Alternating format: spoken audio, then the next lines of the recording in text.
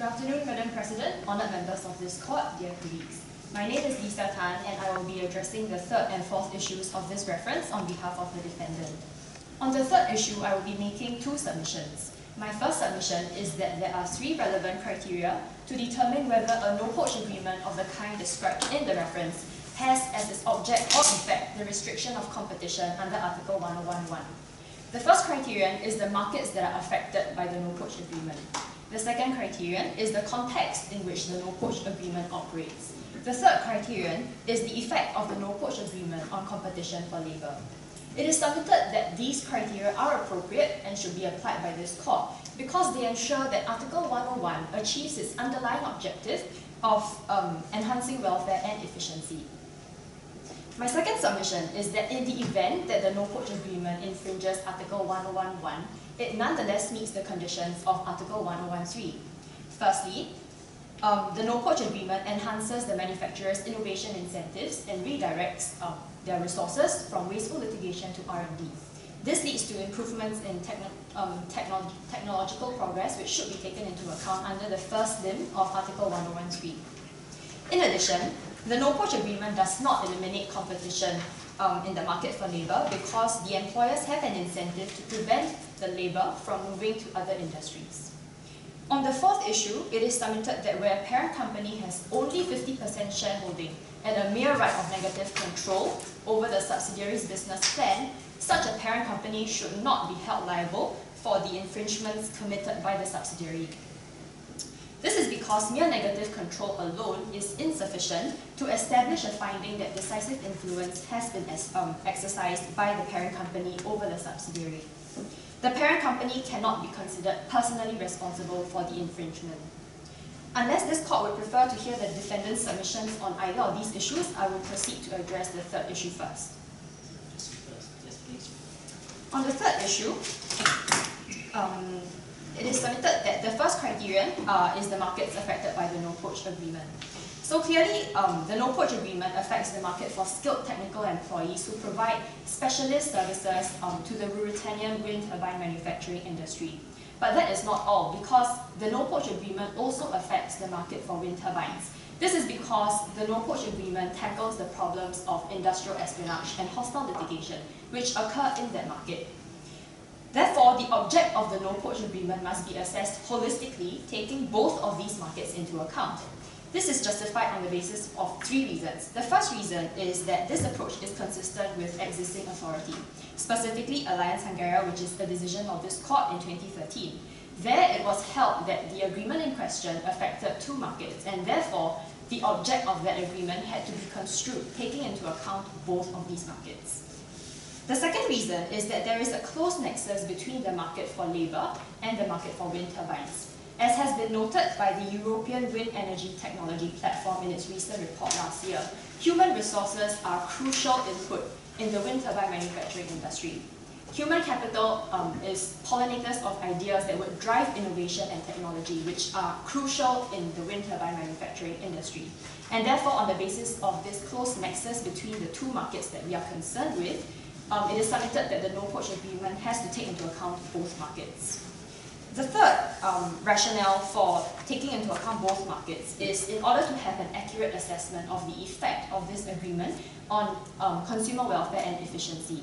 Clearly, when we look at the market for wind turbines, we see that when we tackle the problems of industrial espionage and hostile litigation, the incentives of the manufacturers to innovate and to invest in R&D would increase, and this would ultimately have beneficial effects on the end consumers. This is a consideration that would not be taken into account under the claimant's approach of simply looking at the labour market.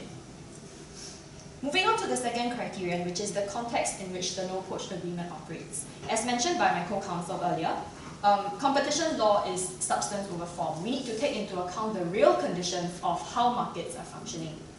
In this case, clearly the objective meaning or purpose of the no-poach agreement is to enhance innovation by maximizing the returns of firm investments in human capital. This is because the no-poach agreement prevents spillovers of companies' investments in the human capital when these employees subsequently move on to other employers and thereby bring their Excuse me, Yes, I hear you, but free movement of workers is one of the basic principles of the European Union. How can you accept that by these kind of agreements you restrict the mobility of workers? Even on that basis, one could say that it's unacceptable to have those kind of agreements. One could say that it violates the basic principles of the functioning of the European Union.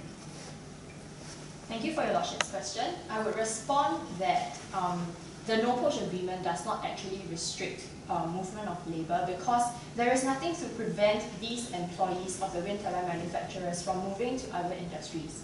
And clearly the no-poach agreement is not so exhaustive in the sense that there are also means for the employers to compete for labour in the sense that they need to prevent these employees from moving to other industries. And that in itself does not mean that the freedom of movement of labour has been impeded by the no-poach agreement. Hypothetical. Is it possible for one of the wind turbine companies to take out an advert in, say, The Economist, the Financial Times, and the advert says, "We're looking for specialists in wind turbine technology." And we know that that advert will be read by employees of the other wind turbine manufacturers in Ruritania. Is that precluded by your agreement? I would submit that the no-poach agreement in question, as described in the reference, does not preclude such competition from taking place. And this reinforces... Can I take out that ad and elicit applications from other firms? I would submit that based on the facts of the reference, the no-poach agreement we are concerned with prevents the employers from cold calling specific employees of the other wind turbine manufacturers. Another hypothetical. I set up a card table across from the headquarters of my rival. It's across the street.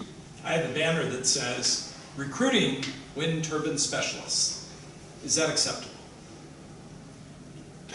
Again, to address your Lordship's hypothetical in this case, I again reiterate the point that clearly the no-poach agreement does not prevent competition in this sense, which reinforces the point basically that the no-poach agreement basically is not egregious to competition because it's... So I can poach them by standing across the street with a banner that says, "Come work for me," but I can't make the phone call. Yes, it is submitted that we need to... Are you no less worried about industrial espionage if I have the card table across the street? I would submit that we need to adopt a reasonable standard here in assessing the no-poach agreement. And I think your Lordship's concern with these hypotheticals is addressed by the fact that the defendants are arguing that the no-poach agreement basically does not have such an egregious impact on competition that the claimants are arguing.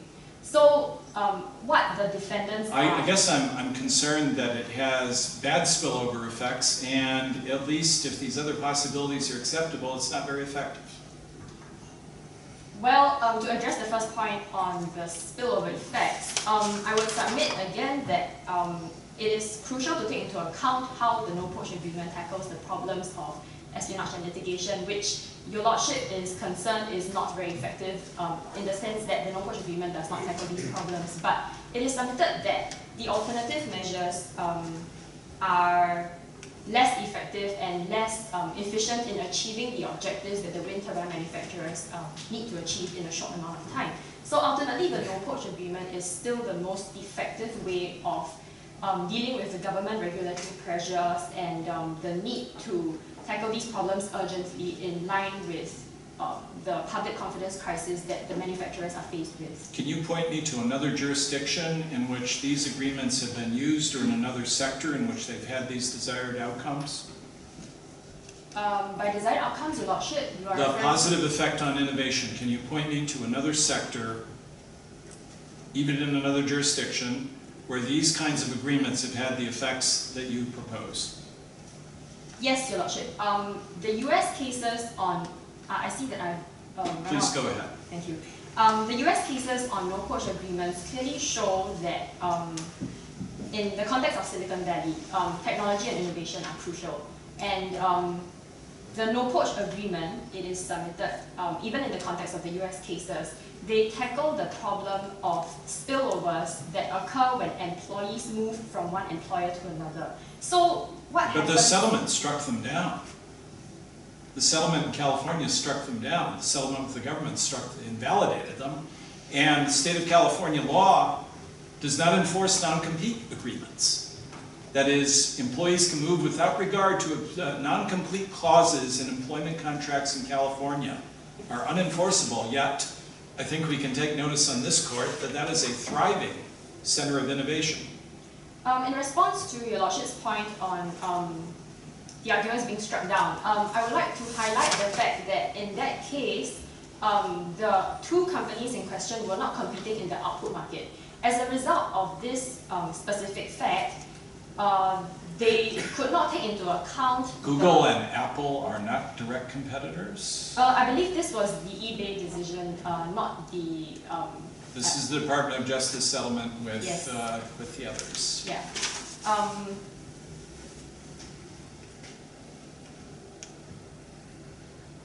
I would submit that, going back to that point, the fact that the companies were not competing in the output market prevented the DOJ from taking into account the fact that they could not prevent the spillover effects. Basically, what the defendants are arguing is that the objective of this no-poach agreement is basically to maximize the returns on firm investments in human capital. This is a factor, based on the US cases, that can only be taken into account if the competitors, if the two companies in question are competitors in the output market, which is clearly the case in the context of the reference. But you said a little earlier, you quoted from a report that emphasized the importance of human capital to the development of this particular industry. Doesn't that make the negative effects even more likely to appear in this kind of a case than in the US case? I would submit that the strength of this argument is actually the same as in the US cases. So there is clearly a strong parallel between the Silicon Valley cases and the context and the reference that we are faced with today, in the sense that both the Silicon Valley case and the case before this court are dealing with high innovation and technology-related industries. So I would submit that human capital is equally important in the Silicon Valley cases as well as in the context of this reference before this court. So you would disagree with my suggestion that the policy and the settlements in the US and the law in the state of California on employment, as I've described them to you, you would disagree with me that they favor fluid, robust movement of employees across firms to achieve what you described correctly, I think, as the pollination effect in moving ideas from one setting to another. You would disagree that it serves that a free movement serves that purpose. I would submit that in the context of this reference, based on the real conditions of the market, the wind turbine manufacturing market that we are faced with, the problem that the manufacturers are facing is that when these employees are moving around from employers, one employer to another, they are taking with them confidential information, the know-how and the skills that the previous employer has imparted to them, has invested resources in training them. The problem that the manufacturers are facing is that as a result of this effect, it has impeded and dampened their innovation incentives. And I would submit that these are the conditions, the real conditions of the market that we need to take into account in construing the no-poach agreement in the context of this reference. No, fair point. I'm asking for a comparison to other experience because it seems to me that the experience in Silicon Valley is precisely points in the other direction. So in looking for an exemplar from another setting, I'm wondering where it's worked in this direction elsewhere. I don't see California as being that example. So if I understand your Lordship's concern, you are saying that the US case is pointing in an opposite direction. Yes. Because human capital there is, could I clarify the basis? Because free movement of human capital without these restrictions has been seen to be very beneficial. Okay. Yes, I would submit that on that regard, it is necessary to distinguish between the real conditions that we are faced with in the wind turbine manufacturing industry. Clearly, the conditions here are not the same as what we see in the US cases in Silicon Valley. Because over here we see that the manufacturers of wind turbines are less inclined to innovate because of the fact that when these employees move around, they are bringing with them confidential information, and this has dampened their innovation incentives. If I may move on to the fourth issue of this reference, it is submitted that the single economic unit doctrine should not be applied to attribute liability to a parent company for a subsidiary's infringement when that parent company only has 50% shareholding and a mere right of negative control. The test for whether the single economic unit doctrine applies for attribution of liability is whether the subsidiary does not decide independently on its own conduct on the market and carries out in all material respects the instructions that are given to it by the parent company. The case law clearly establishes that the potential to exercise decisive influence is insufficient. There has to be actual exercise of decisive influence.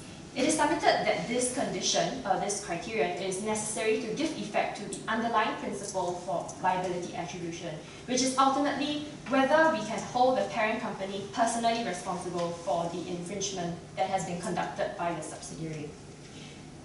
Without actual exercise of decisive influence, there is actually no evidence of complicity that would justify holding the parent company liable. In this case, it is submitted that mere negative control does not constitute actual exercise of decisive influence, because it is the very nature of negative control that the parent company plays a passive role unless it decides to exercise its right of veto. In addition, isn't turning a blind eye to what a subsidiary is doing a classic way in which parent companies allow misconduct in subsidiaries? Should we be quite so beholden to a rule of a tightly defined actual intervention? I would submit that the need for this criterion is justified based on the underlying basis, which is ultimately, can we hold the parent company culpable, personally responsible? And it is submitted that a parent company which merely appoints a non-executive director with a mere right of negative control does not demonstrate that element of complicity and culpability that would justify holding it jointly and severally liable with the subsidiary.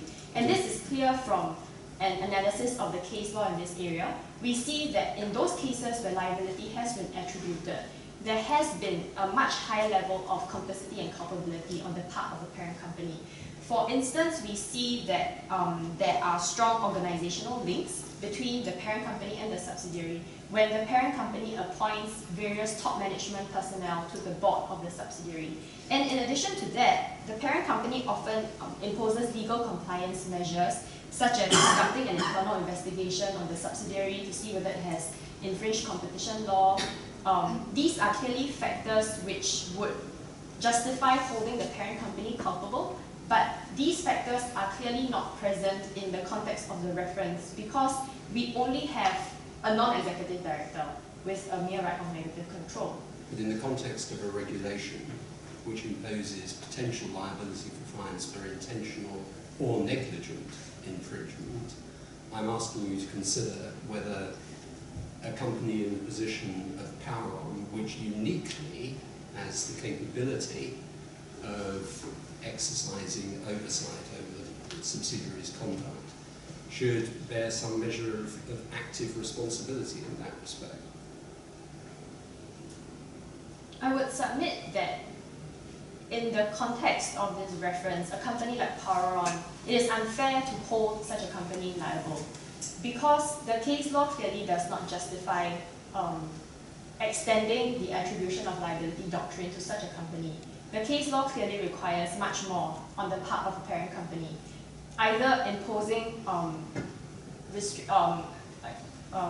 instructions on the subsidiary or some form of control over what the subsidiary does. But clearly in this case, it is simply a right of negative control. It is actually an omission, and the law has always distinguished between omissions and positive control. And clearly we see that the parent company, in this case Poweron, does not have the power to positively impose instructions or on the subsidiary. Surely you can be negligent by omission just as much as by omission, by failure to do something, just as much as if you actually do something. So this parent company could be negligent in failing to ensure that the business plan contains adequate controls on anti-competitive agreements, for example. I would submit that as a matter of policy, this factor alone is not sufficient for liability to be attributed. And the reason for this is going back again to culpability and complicity. There is clearly no evidence here that would justify holding the parent company liable. So, in this, it seems that the non-executive director designated by Poweron, he or she has not used his right of veto. So, doesn't this mean that, in a sense, he or she has used, somebody has decided not to use the right, the blocking right. So one could say that, that in a sense this means that there is a Poweron has decided that we want to have that business plan. I would submit that if we were to attribute liability on this basis of saying that because the parent company did not exercise its right of veto and therefore it is considered to have actually exercised decisive influence, it would be taking the single economic unit doctrine to the limit of its logic. Because how then would we ever know whether a parent company actually exercised decisive influence on the basis of an omission? An omission is clearly not a good enough basis on which to hold the parent company personally responsible. It is only through some form of a positive act that we can safely say and safely hold a parent company culpable for an infringement by the subsidiary. It is submitted that merely having a negative control and not exercising that right of veto is insufficient to hold the parent company culpable. Counsel, so far you've only spoken about negative control, but looking at paragraph 7 of the problem question, it seems to me that Poweron has more than a negative control over RWP. First of all, RWP started off as trading in irrigation systems. Then RWP only produced turbines with smaller rotators. And then only since Poweron invested into RWP did RWP start producing rotators, wind turbines with larger rotators. And also, the name Poweron appears in the name RWP. So, to me, it seems that there's more than just negative control.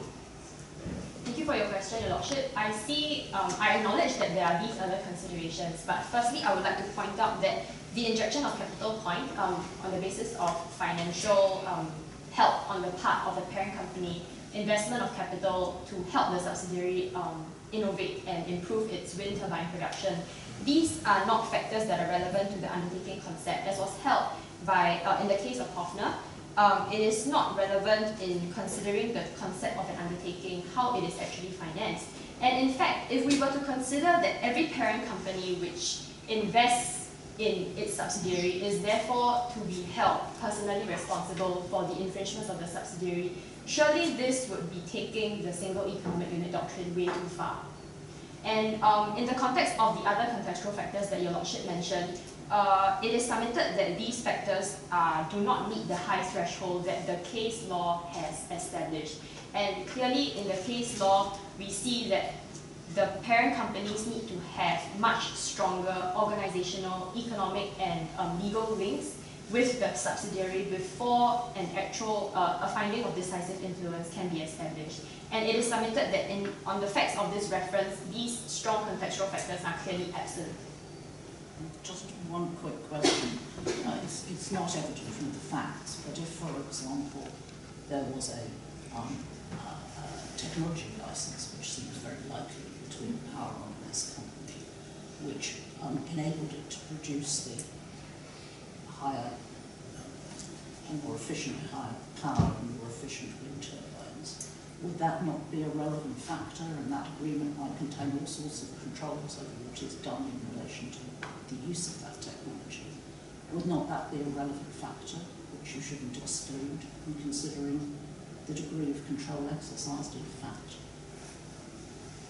Thank you for your question, Madam President. I will submit that if there was indeed such a technology license which involved other provisions on how Poweron could control, say, the investments in innovation and R&D, the direction in which RWP was taking its wind turbine production, then yes, perhaps this would be one of the contextual factors that would move or persuade this court to a finding of that there has been actual exercise of decisive influence.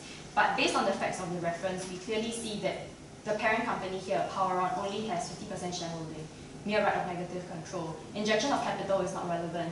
So based on these contextual factors, I would submit that there is no basis for which Poweron should be held liable. So that if this court were to agree, were to conclude that on the facts of the questions doesn't arise, you would not wish to, you would say you wouldn't object to some sort of indication that they should have posed all the facts would need to be considered in reaching that conclusion, not just the facts stated in this question. The facts stated in this question are not all the facts that might be relevant. Is that not so? That is certainly true. Yes. I think that's short enough as an answer. Now I think we should move on quickly now to the rebuttals and rebuttals and be able to bring this to a close as we've allowed everybody